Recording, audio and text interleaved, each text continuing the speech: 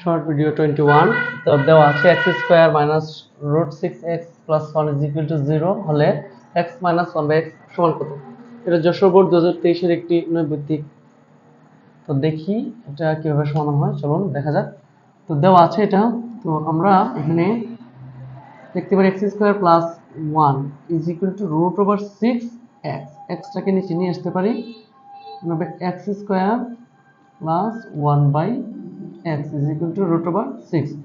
xটাকে এখন এই ভগ্নাংশটাকে আংশিক ভগ্নাংশে প্রকাশ করলে দাঁড়ায় x² by x plus 1/x root over 6। এখানে হবে x প্লাস 1/x সমান রুট ওভার 6। এটাকে যদি আমি বর্গ করি তাহলে এখানে হবে a plus b whole square.